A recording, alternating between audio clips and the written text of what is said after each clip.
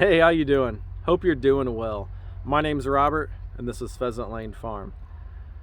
This is a video that a lot of people have kind of been hinting that they want to see, but it's been the video that I don't want to make. Well, I guess there's no time like the present, so today it is. So if you read the title, hung up the cuffs and turned the badge in, I was a police officer for 8 years. For the most part, I enjoyed my job. There's times where it downright sucks. There's times where it's hard. And looking back, I can honestly say I think I had a fantastic career. I treated people fairly and equal, and always treat people with respect. Now, there's times where you don't want to treat people with respect because of the things that they have done or have allegedly done. And those times are hard. Political climate makes things a little hard. And I'm not going to stand here and tell you that every police officer in the world is a fantastic person, because I have firsthand knowledge that that is not true. There are bad police officers. I worked at a small department before I moved to where I did work. And there were some people there that had no right being police officers. They had no right being in law enforcement. And the good thing is that as the years go by, they get weeded out. A few of the guys that I just thought, man, they have no business doing this. They're in this for the wrong reasons. They've either been fired or they quit. And nobody hates a bad cop more than someone in law enforcement who's trying to make a difference and trying to be positive and actually make the world a better place. Now, are you going to stop all crime? No. Are you going to get drugs off the street? No. It's just not going to happen. And I had a pretty gravy job before I went into law enforcement. I was a salesman for a paint company. I had a company truck. And one day I had a roommate at the time. I came home from work. We had kind of a big party garage, and I said, "What's going on, man?" And he goes, "I'm just not happy with where I am right now, like job-wise." He goes, "I think I'm going to go in the police academy." And I'm like, sweet. Pulled a beer out of the fridge. It was a Friday night. Getting ready to have some people over, and cracked a beer, and I was like, "Count me in." And he goes, "What?" And I go, "I've always, like, my dad had some friends that were police officers. I always thought it was an interesting career, an honorable career. And I said, "I'm game, man. Let me know how much it costs. Sign me up." And then about a half hour later, my brother comes home from work, and he walks in. He goes, "What are you bums doing out here?" And we didn't say anything. He goes, "What's going on?" He goes, "Something's going on." And I said, "We're gonna go in the police academy." And my brother, like, gave this look on his face. My brother was never a bad kid growing up, but he caused a lot of frustration for my parents. And he was never in trouble with the law or anything like that, but he had a smart mouth that would get him in trouble sometimes. And he kind of looked at us, and he grabbed something out of the fridge, sat down next to us, and he goes, "Hell, sign me up too." He goes, "I can't stand what I'm doing now." And he goes, "I think that'd be an exciting job." So that's how I got into law enforcement. And it's just so weird now that everything that's left over from an 8-year career fits into a paper ream box. But yeah, guess I won't be needing these anymore. It's the way it goes. So, quick rundown. I was a union employee, and in our contract it says if you are hurt on the job, you have 1 year to get back at full duty ready, or you'll be terminated. Okay. Well, I got hurt last year. I'm not going to get into that detail. That's probably a whole video for itself. Long story short, I hit the pavement between 45 and 50 miles an hour. I went rolling into oncoming traffic. As I was rolling, I thought I was dead. I thought I was dying. But we'll get into that some other time. As I was rolling, clear as day, I heard sticks breaking. And when you're rolling down a road, subconsciously, you try to protect your head. And I remember rolling and protecting my face. I remember hearing just like someone breaking dry twigs. And through my bulletproof vest, bullet resistant, they're not proof, I could feel my right fist like hit me on my back hip, my back left hip, and then coming around and just jacking me in the face. And as I'm still rolling down the road, I realize, oh, that's not good. That's my arm. So rushed me to a level 1 trauma center. I was gushing blood. I had bones sticking out the back of my arm. I was like, okay, I got a broken arm, no problem. 12, 16 weeks, I'll be back to work, no big deal. I'm in the medic unit, and it was the first moment I realized that things were not good. I knew all the medics. I work in the same town as them. We have our own medics and fire department. And they cut my jacket off, and I just hear rain. I hear water running, and realize that that's blood gushing out of the back of my arm because there were 3 puncture holes in the back of my arm where my bone had popped through. And okay, no problem. You're thinking through yourself, okay, what would I do? Blood tourniquet. Well, you can't put a tourniquet on an arm that's not there. All my humerus was basically destroyed down here. They called a TY fracture. I had bones sticking out the back of my arm. My elbow cup was destroyed. So yeah, bad news bears.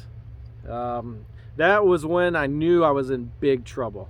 I remember looking at one of the medics. I actually had worked with his wife at one point, and I shouted his first name, and I go, hey man, am I going to be okay?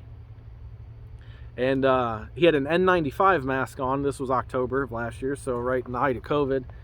And he looks at me, he says no, and he walks away crying. Oh shit. So that's when I knew things were not going to be good. You don't realize how bad roads are in Ohio until you're in the back of an ambulance flying with your arm just hanging there. Yeah, it got real bad. So it's just like TV. Rushed into a level 1 trauma center.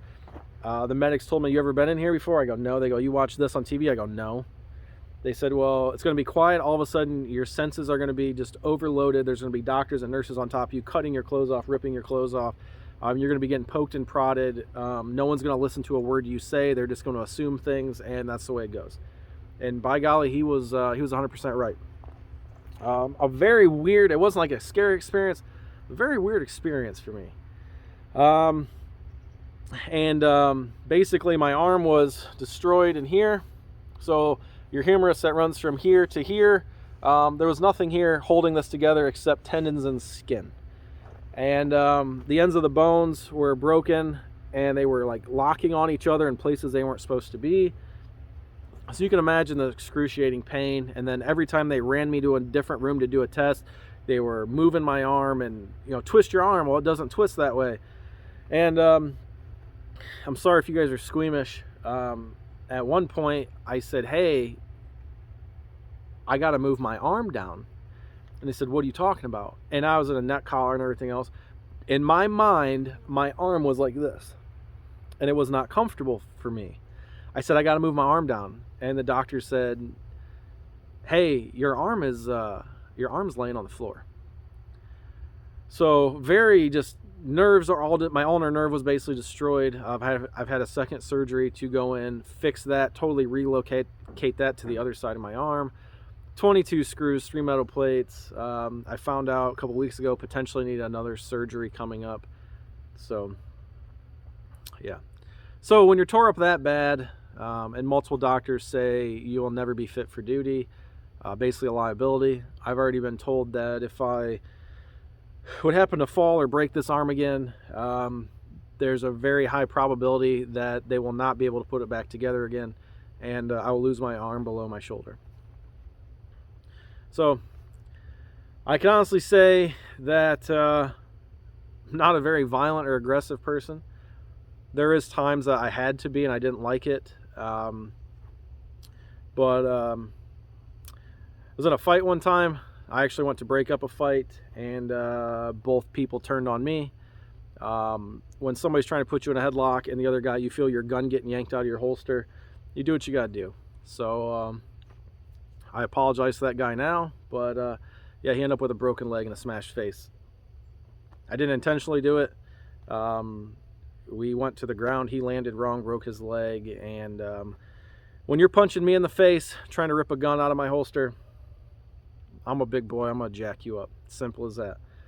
So he was intoxicated. When he became sober, he called me and told me he was sorry, and no hard feelings. it's always funny, the people that you think are going to complain never do, and the people that that start a fight with you, they're usually the ones that say sorry after the fact. It is what it is. But policing's not an easy job. I have a lot of respect for anyone who's in law enforcement. I had a Marine come up to me one time who's done 4 tours overseas, and I was actually outside a bar on a different call. He was with some friends. He had just gotten home. And he came up and he goes, "Hey man, I've been drinking, but can I shake your hand?" And I go, "Yeah." And he goes, "Thank you for your service." And I went, no, like, and then he told me that all that stuff he has done. And I said, "You're the real hero, man. Thank you for your service." And this is what hit me. He goes, "When we're over there, for the most part, we know who's trying to hurt us. We know who's shooting at us." He goes, "You guys never know that." He goes, "I would go overseas 10 more times before I'd become a police officer." And that always kind of stuck in the back of my mind. And I'm very thankful for that gentleman for telling me that. And it just makes you look a little different on life. But I had a good career. I can honestly say that I tried to make a difference. I think I've fielded between 3,000 and 4,000 calls between my whole police career. I've worked at 2 departments. And I want to say on one hand, I can count the calls that to me made a difference. That's it. So there's very long stretches in between calls where you think you can make a difference. I've ripped car doors open after accidents, crawled in, and I still have kind of messed up dreams about this one. A guy went left to center, hit a minivan, had a dad and some kids in it. Luckily, they all survived. This guy was basically on the floorboard of the vehicle. And it wasn't even, I was like, it happened right on our jurisdiction line, but I was right there, so I went to help. And first thing I can do is I checked on that vehicle. There was other people over there. I run to this guy. I don't even see anybody in the car. He's basically laying on the floorboard. I rip the car door open. I crawl in with this guy, and guy reaches his hand out. You grab somebody's hand. He tries talking to me, and he passed away. So people don't understand. They think that cops are always out just to bust people for stupid stuff. No, I don't. These ladybugs are nuts. I'll be the first one to say I don't agree with everything the criminal justice system does. I think that some people end up in jail longer on petty crimes than the time people do for killing someone. I don't believe that's right, but that's not up to me. It's very frustrating. If you have an OVI, I don't think you're a bad person. I don't care if it gets thrown out of court. I don't care if you take a plea deal. My job is to get you off the streets at night so you don't hurt yourself or someone else. A lot of people in OVIs want to fight. For a couple months, I had a viable death threat against myself and my family because I pulled somebody over for a DUI. Now, should my wife and my kid have to go through that? No. But the criminal justice system, everybody it feels like they just want to give out plea deals like crazy. And I don't have a problem with that. But some of the cases, if you've had 7 or 8 OVIs and they're just going to give you another plea deal with probation, are you really learning anything? But that's above my pay grade. I'm not an attorney. I didn't go to law school. I'm not a prosecutor or defense attorney. So just things that I can kind of get off my chest now that doesn't involve me anymore. So yeah, last week was officially my last day. I'm very thankful for the city I work. There's no hard feelings. It's in the contract. You can't argue a contract.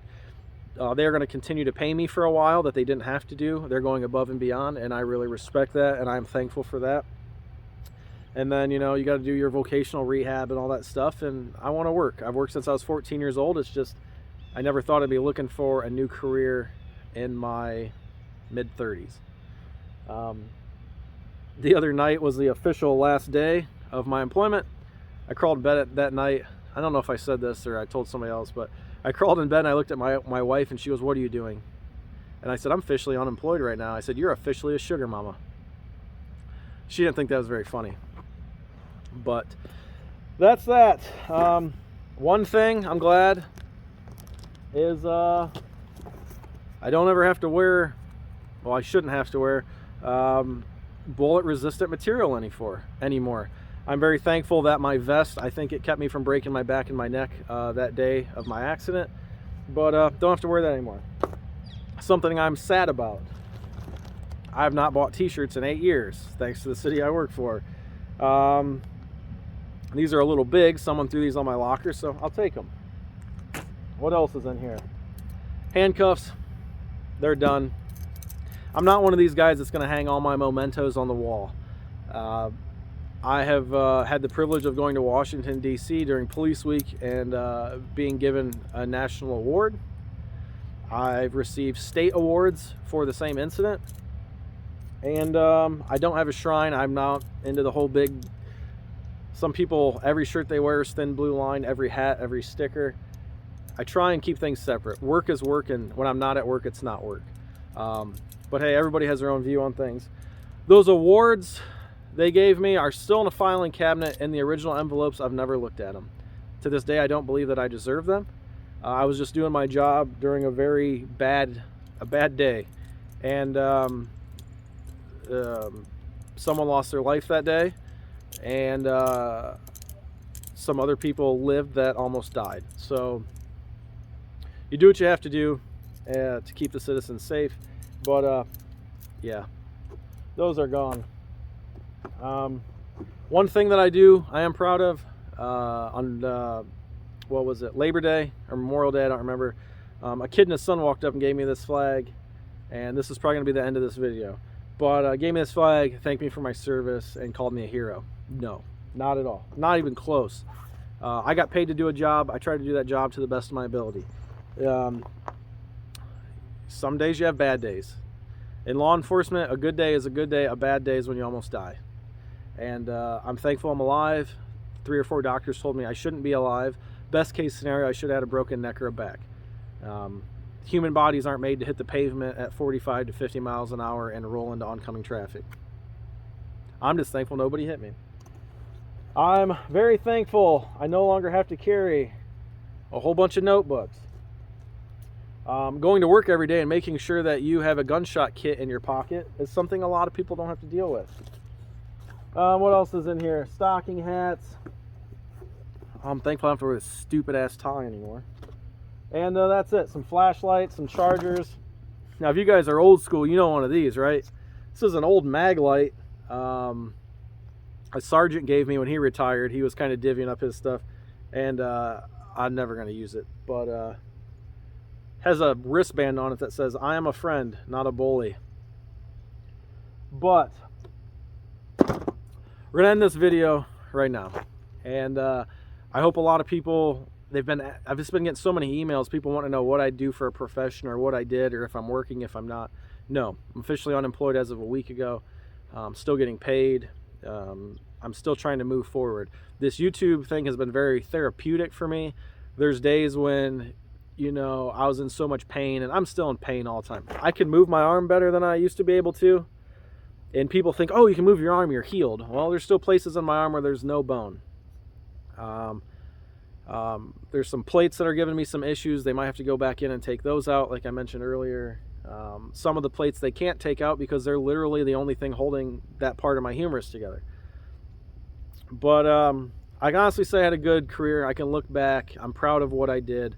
I'm proud of, I guess I should say there's not many things I did that I'm not proud of. I don't like fighting with people. I don't like wrestling with people. It's just, wrestling a gun off of someone that's trying to harm you is a weird feeling. When I think a lot of issues in this world can be resolved about just talking. If you don't have to agree with someone's viewpoint, but you should listen. You should hear them out at least. Just because my beliefs are way different than yours, it doesn't mean we can't come to neutral ground and be friends anyways. But with that being said, I do not believe that I'm a hero. I don't believe. I think the military is the real heroes. But with that being said, if you're a first responder, if you're corrections, if you're a dispatcher, if you're EMS, what else is there? Corrections. I know a couple guys, NYPD corrections, or sergeants, good dudes. If you're a police officer, corrections, sheriffs, anything, I want you guys to remember one thing. There are true heroes out there, okay? I'm going to tell you right now, and it's not police. I'm sorry if you guys get a bad taste in your mouth with me saying that. But here, this is the closing thought on this video, and I'm not going to say anything else except thanks for watching. Thanks for the continued support. Thanks for the prayers, and thanks for the emails. If you ever want to email us, I respond to every one of them. pheasantlanefarm@gmail.com. But last closing thing, law enforcement's not the true heroes, guys.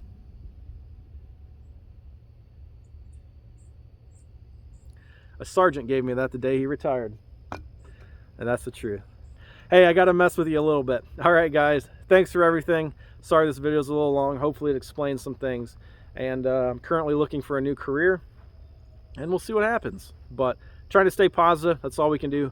Keeping this farm moving forward has been another big saving grace for me. So take care, everybody, and we will catch you on the next one. Just in case you didn't see it the first time.